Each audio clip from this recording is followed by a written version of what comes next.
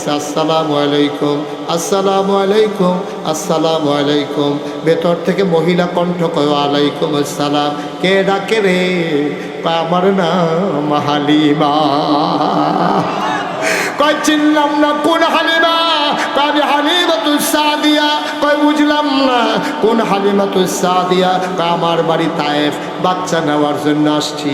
আমেনায় ডাক দেয়া কয় হালিমা গো, ও হালিমা তোমার বুঝি আমার বাচ্চার লাগা মায়া লাগছে গো হালিমা।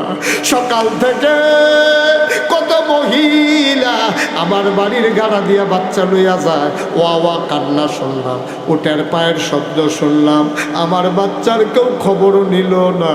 তোমার বুঝি মায়া লাগছে গো হালিমা,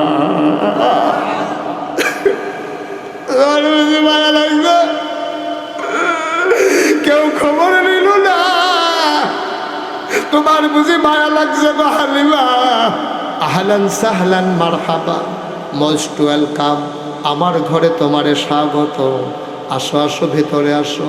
হালিমা কয় আমি দরজা ধাক্কা দিয়ে ঘরের ভেতরে ঢুকলাম, ঢুইকা দেখি মা আমেনা আসন পেতে বসে আছে, কুলের ভিতরে ছোট্ট শিশু মোহাম্মদ ঘুমায়। এইরকম একটা সাদা রুমাল দিয়া বাচ্চার মুখটা এমন করে ঢাকা।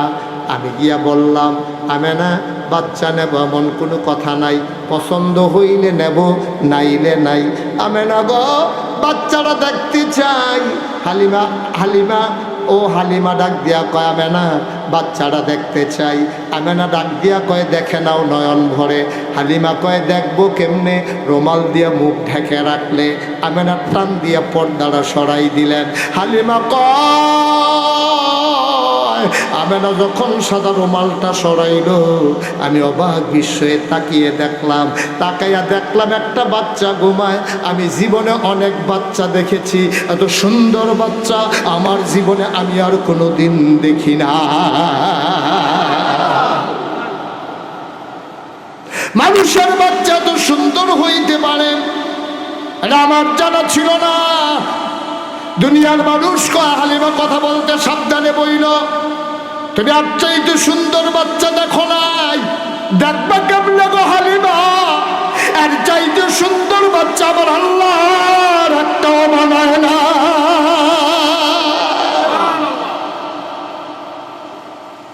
দেখবা কেমনে একটা সুন্দর বাচ্চা।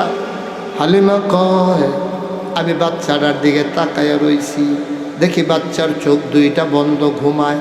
আমি মনে মনে চিন্তা করতেছিলাম, আমি তো বাচ্চাটারে দেখি, বাচ্চারা তো আমারে দেখে না, যদি চোখ খুলতো তাইলে না আমারে দেখতো।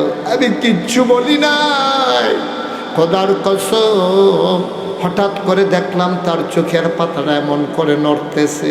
আমার মনে হইল চোখের পাতা তো নয়, মনে হইল ফুটন্ত গোলাপি রঙের দুইটা পাপড়ি মৃদু মন্দ বাতাসে যেন দোল খাইতেছে। চোখ দুইটা সে খুলল, আমার দিকে তাকাইল। আমি তো আগের থেকে তাকিয়ে আছি। এবার বাচ্চারা আমার দিকে তাকাইয়া ঠোঁটের কোনাটা বাঁকা কইরা রে একটা মুচকে হাসি দিছে। হাসিটার লগে লগে আমার মনে হইল আমি হালিমার কলিজারা দুইটা ভাগ হয়ে গেছে। আরে মুসলমান, যেই বাংলাদেশে জেলখানার ভিতরে জায়গা হওয়ার কথা ছিল, চুর ডাকাত সন্ত্রাসী বদমাইশ, ওই ৯২ জন লোক মুসলমানের দেশে আজকে জেলখানার ভিতরে জায়গা হয়েছে। আমার আলেম ওলামাদের ঠিক কিনা বলো? এই দেশ যে গজবে ধরছে না, ঠেঁড়া ফুড়া যে আমরা মরি না, কপাল ভালো, ঠিক কিনা কও? ঠেঁড়া ফুড়া আমরা মরণের কথা।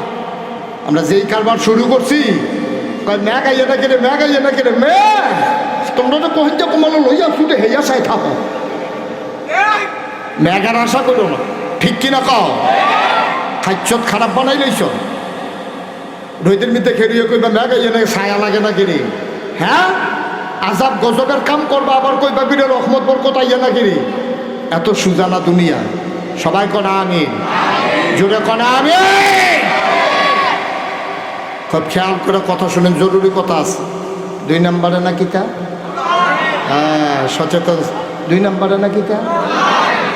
নম্বরে না কিটা গেল আকল, 2 নম্বরে পড়া।